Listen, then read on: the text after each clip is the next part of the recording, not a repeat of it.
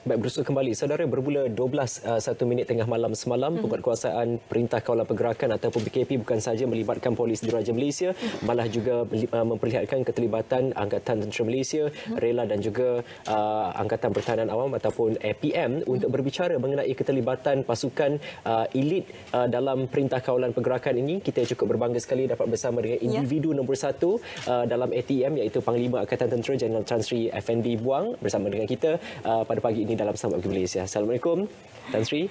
Waalaikumsalam. Apa khabar? Sihat, Tan Sri? Saya daripada dah beberapa hari lepas dah kan. Memang kita pun dalam keadaan berjaga dan sentiasa menentukan bahawa perkara-perkara ni kan, yang telah diamanah pada kita ni ditentukan. Itu pun bagi saya kena menentukan kesihatan saya pada tahap 100%. Ya. Kena ketua sihat, baru jadi dorongan kepada anak-anak buah untuk sihat, untuk memimpin mereka. Tan Sri? Itulah sebenarnya. Baik. Baik, Tan Sri, kita terus sahaja menjurus ke topik kita pada hari ini. Banyak spekulasi yang telah dilakukan di luar sana. Seperti mana kita tengok kapsul tadi, berita palsu pun ada juga. Mungkin Tan Sri boleh terangkan situasi terkini ATM sendiri. Apa yang kita fahami buat masa ini, hari kedua ATM telah mengambil bahagian dalam menentukan Perintah Kawalan Pergerakan ini dapat diimplementasikan secara efektif. Apa yang kita dengar sebelum ni memang bermacam-macam spekulasi lah. Yang positif tu tak apa, yang negatif ni memberi gambaran yang salah kan. Ini adalah sama ada agenda digunakan yang di apa ya, agenda tersebut ada bermotif bermacam-macam motif lah. Tapi yang sebenarnya apa yang kita lihat selepas semalam kita mulakan operasi tersebut, kita boleh menidakkan apa yang telah diperkatakan ya. Sebenarnya ATM dalam tugas ini adalah untuk menentukan perintah kawalan pergerakan ini dapat dijalankan lebih efektif.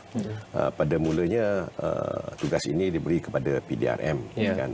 Saya dengan IGP sentiasa berbincang macam mana kita boleh menambah baik supaya perintah ini dapat ditentukan, dapat dijalankan 100%. PDRM seperti mana yang kita tahu kan, untuk menentukan perkara ini ataupun tugas-tugas ini dapat dijalankan seluruh negara, dia segenap pelusuk ni memerlukan tenaga. Manpower untuk PDRM kita tahu kan, jika terjadi tugas macam ni memang dia akan stretch to the limit lah. Saya sebagai Panglima ATM merasa kan kita sekarang ni dilanda oleh bencana. Orang sakit kan, bilangan orang sakit bertambah. Ada yang telah meninggal kan. Bilangan yang meninggal ni pun kemungkinan akan bertambah kan. It can happen to our loved one. It can happen to people that we know. And it can happen to anyone in Malaysia. Haruskah ATM berpeluk tubuh je? Tengok mengatakan ini bukan tugas utama saya. Kan? Bila negara melanda suasana seperti ini, kan? Bukan saja ATM, seharusnya kan seluruh masyarakat kita mengambil bahagian, mengambil tugas-tugas, mengambil apa yang kita boleh lakukan mengikut kemampuan kita untuk memberi sumbangan, membantu dan menyokong supaya kan bencana ini kita dapat tangani. Itu yang penting kan. Kalau kita nak berkira sama ada benda ni bukan tugas utama saya, bagi orang lain yang buat, kan, dia orang diberi gaji macam tu, ini adalah satu anggapan yang saya rasa tidak patut ada pada masyarakat Malaysia. Kita pada masa ini yang harus kita lakukan adalah bersama-sama untuk menentukan bahawa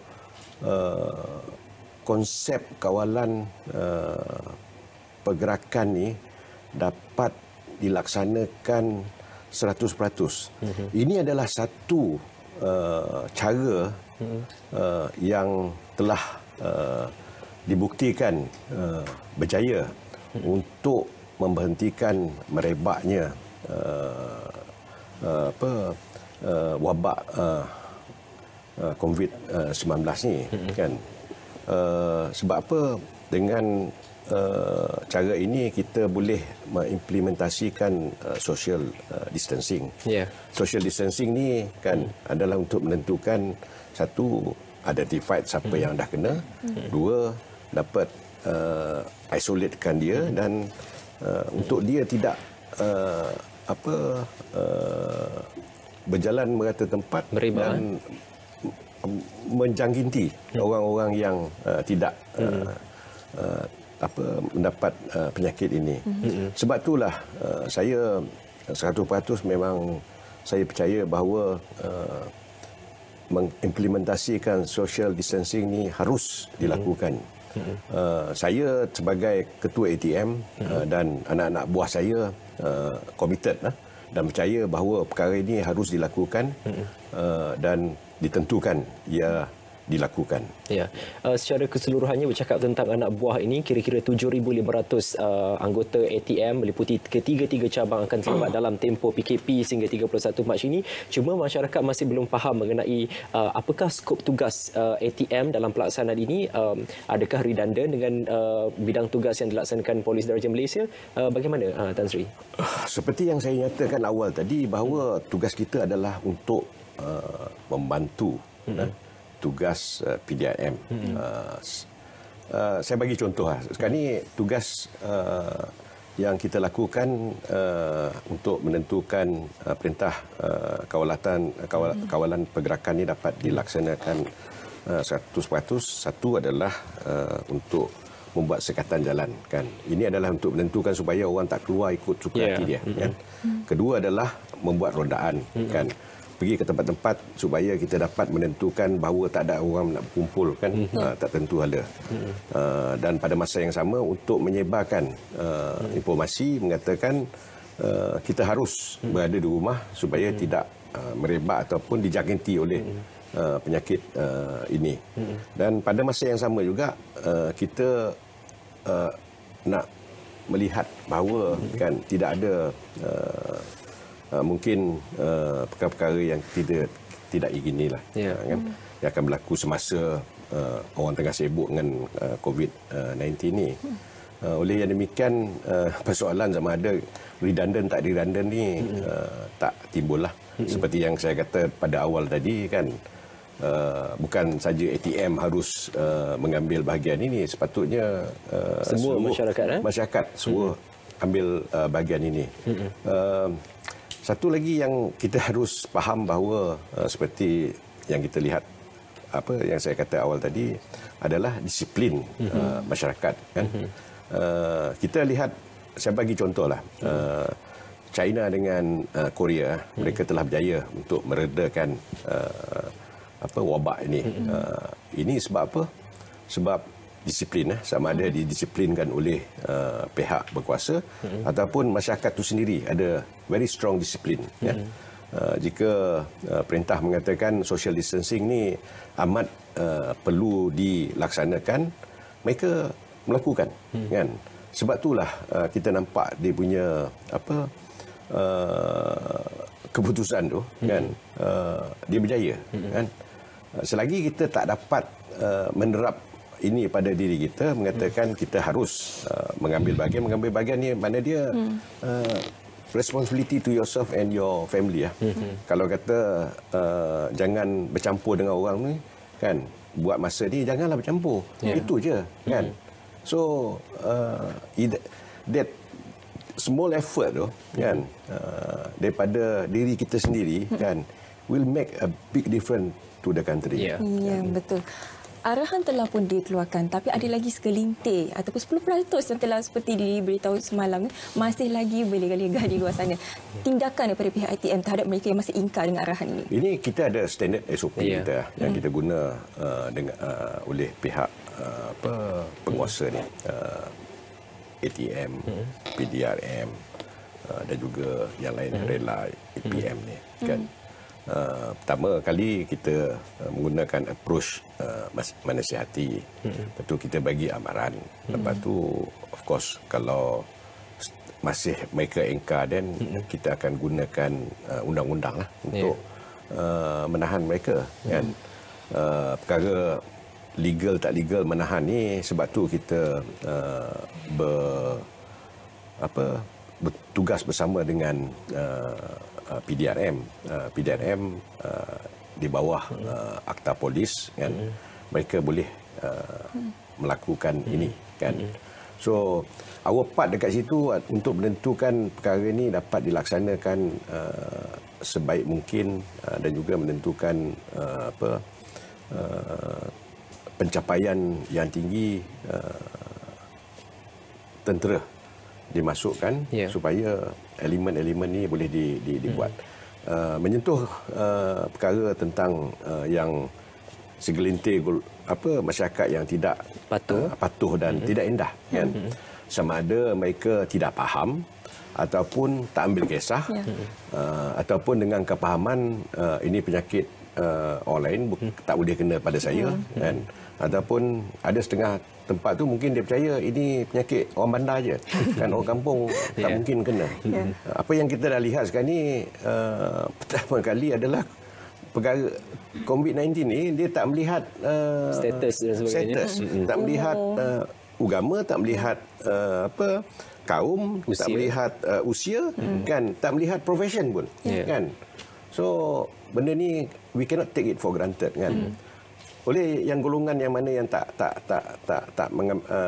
indah dengan perintah ni, kita akan meningkatkan lagi kawalan inilah, menentukan seperti yang saya cakap tadi, langkah-langkah yang kita dah buat ni kalau masih lagi mereka engkar dan kita perlukan tindakan mengikut undang-undang. Ya.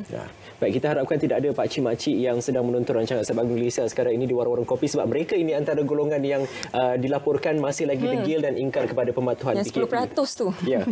Tan Sri, pada awal pengumuman yang dibuat oleh Menteri Kanan Keselamatan mengenai keterlibatan ATM dalam PKP ini, ramai sebenarnya rasa gerun. Pada waktu itu juga timbul macam-macam berita palsu, penyebaran gambar-gambar kereta kebal lah ada. Lepas tu ada anggota tentera dengan batang rotan yang besar.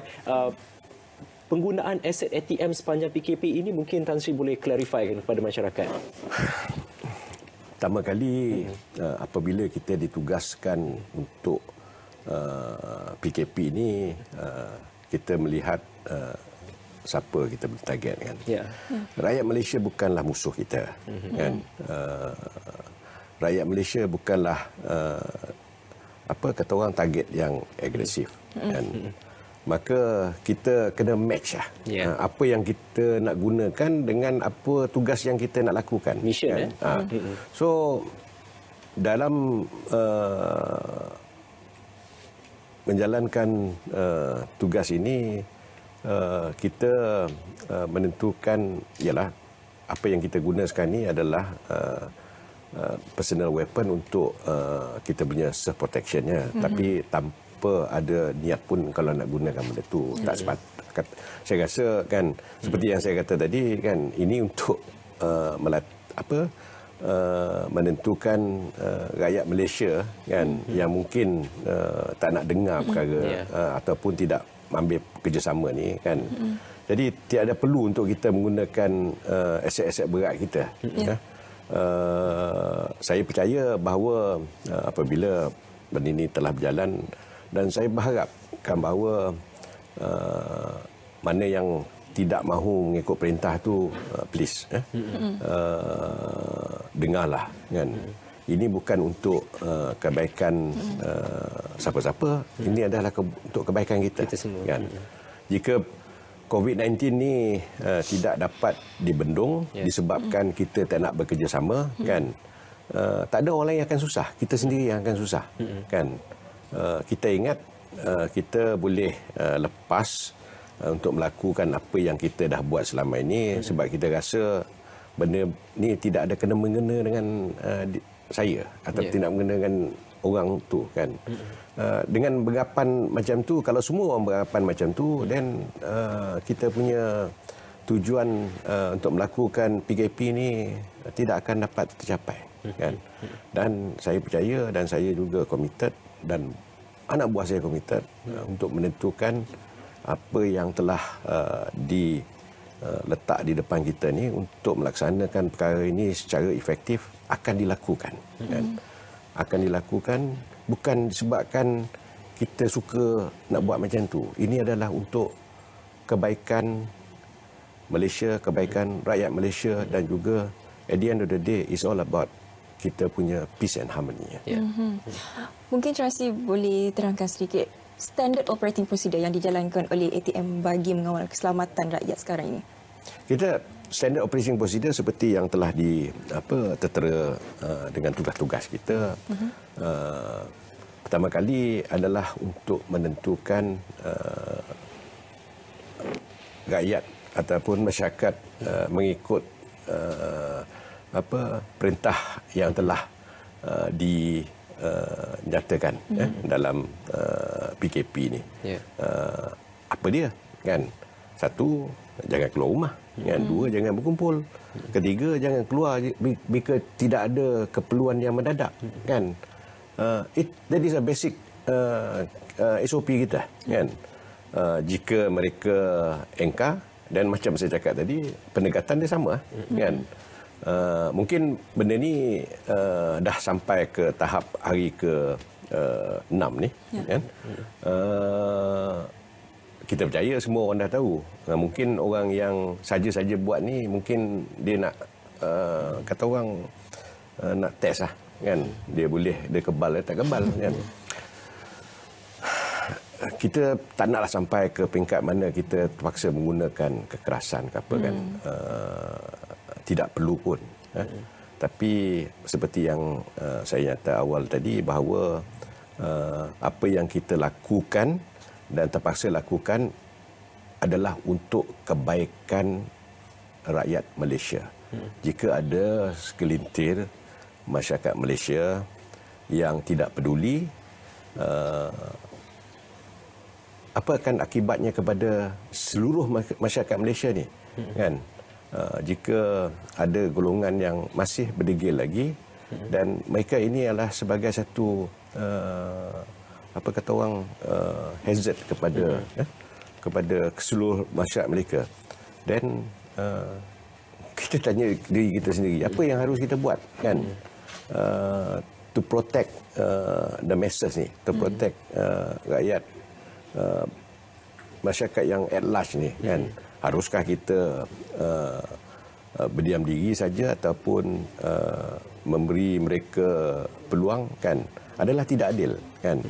Apa yang golongan yang kecil ni buat, kan, yang boleh membahayakan masyarakat Malaysia secara menyeluruh, adalah perkara yang tidak adil. Dan daripada situ kita boleh dapat jawapan lah. Dan lepas tu apa yang kita buat? Takkan nak diam diri je. Tak buat, dia akan membahayakan seluruh masyarakat Malaysia, kan? Kalau kita berkasar nanti, kan, orang kata kita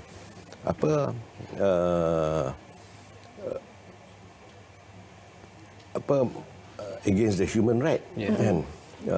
Ini soalan yang harus kita tanya sendiri, dan kita sebagai orang yang tamadun dan rasional, kan? Jadi kita harus ambil tindakan yang betul lah. Itu yang penting sekali.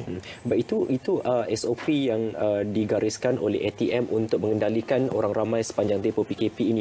Tapi saya nak menyentuh sedikit Tan Sri mengenai bagaimana pula SOP dalam pengendalian contohnya baru-baru ini dilaporkan bahawa seorang kru KDI Mahawangsa merupakan PUI COVID-19 ini. Jadi dalam operasi ATM itu sendiri bagi memastikan penyebaran COVID-19 dalam kalangan anggotanya sendiri ada tersedia bagaimana?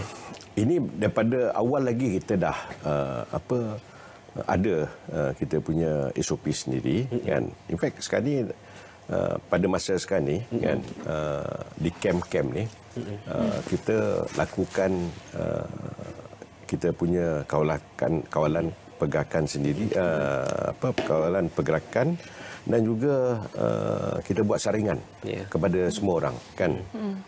In and out of the gate ni kan kita akan check setiap orang kan sama ada dia ada tanda-tanda berpenyakit ini ataupun tidak kan. Dan pada masa yang sama kita akan sekarang ni akan memperluaskan lagi, we will check every household ni, takut ada yang kata orang yang berpotensi berpenyakit ni ada di situ.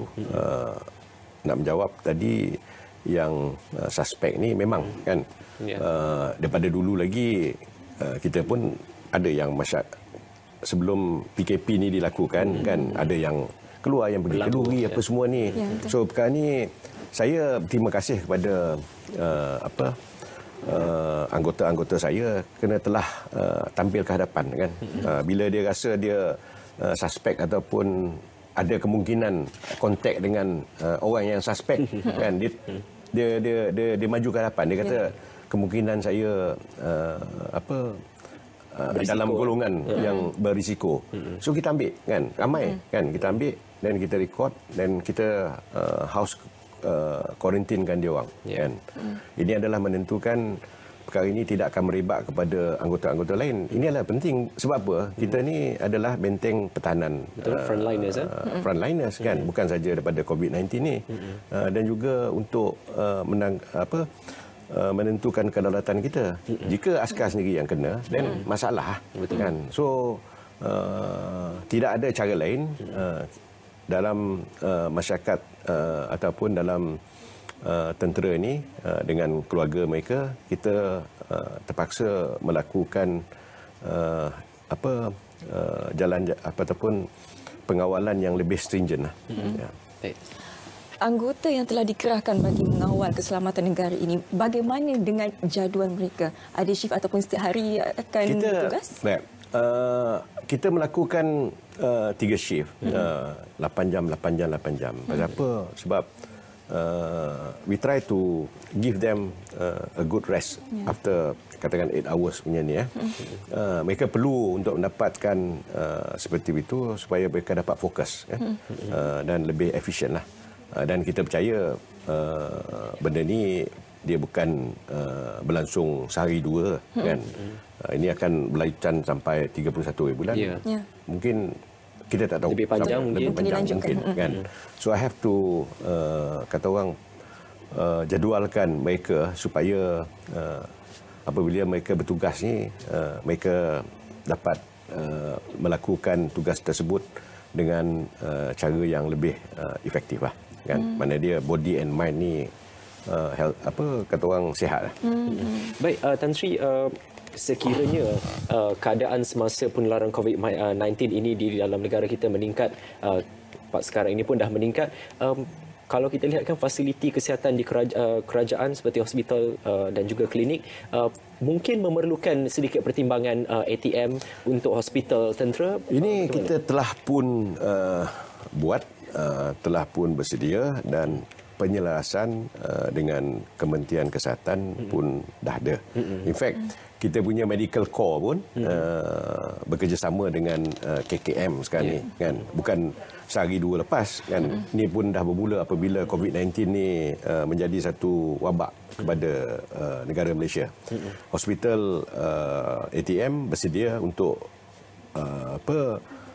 melakukan rawatan untuk pesakit-pesakit COVID-19 ni kan.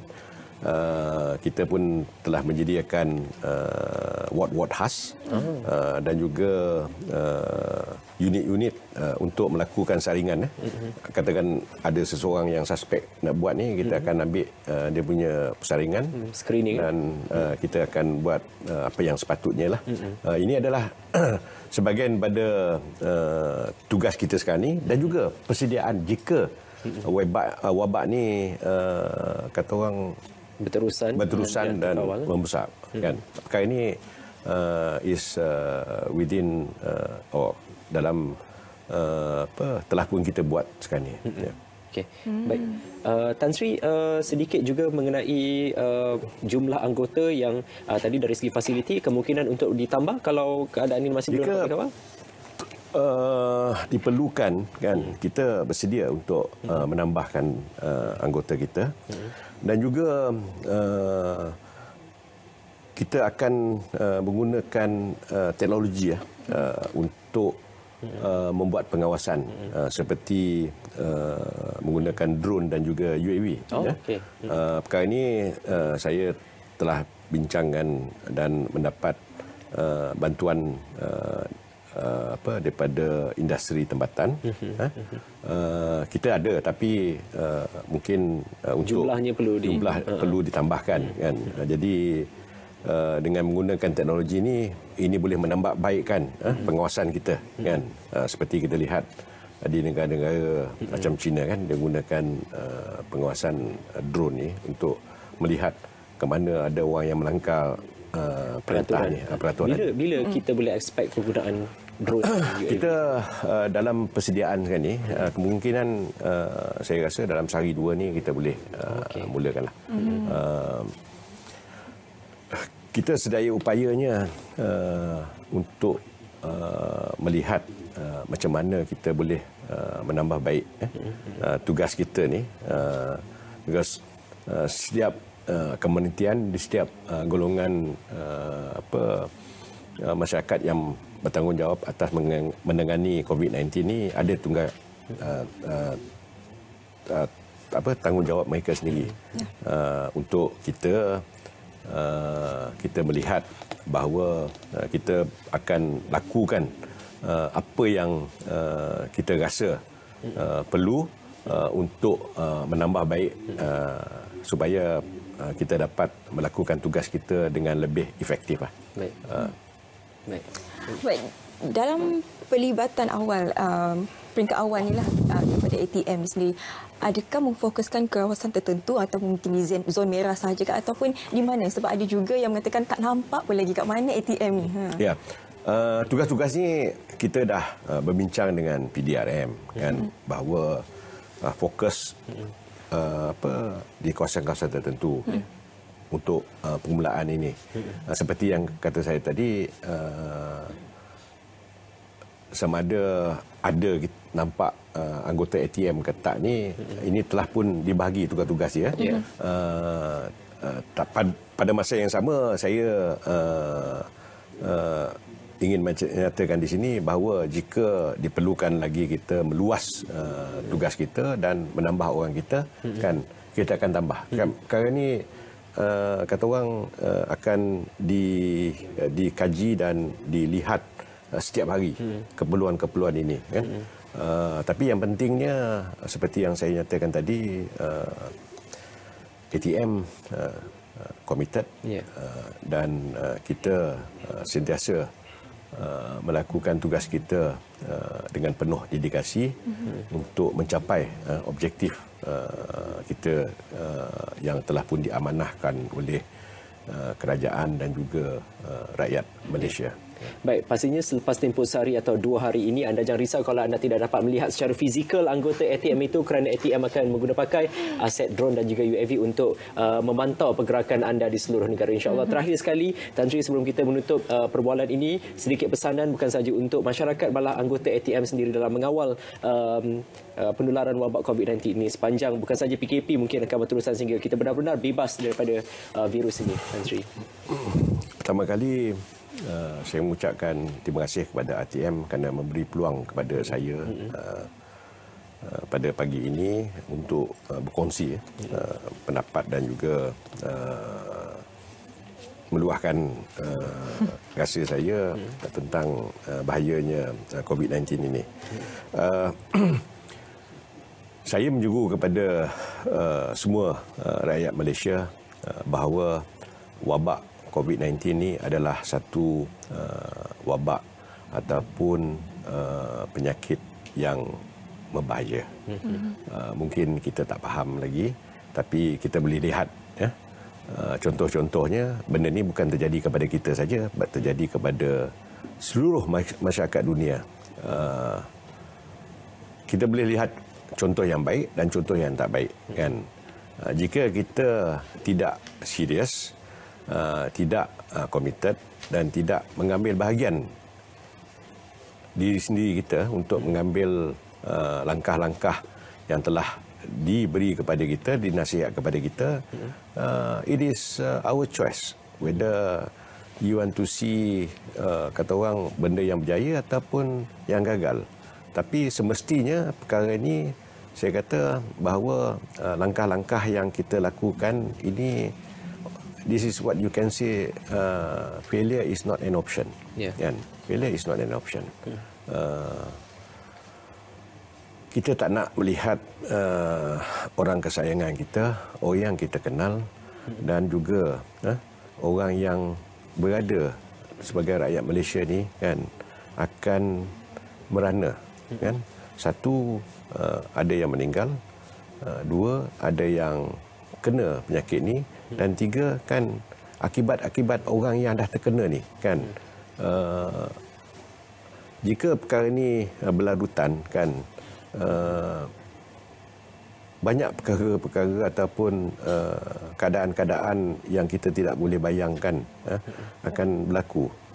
It is all our choice. If we don't take part on this, kan, saya rasa, kan, we will face the heavy consequences.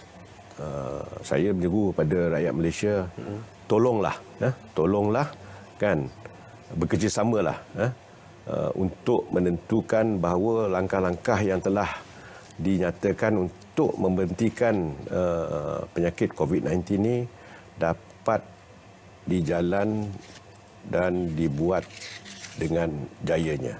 It is not for anyone else, it is for yourself. Thank you.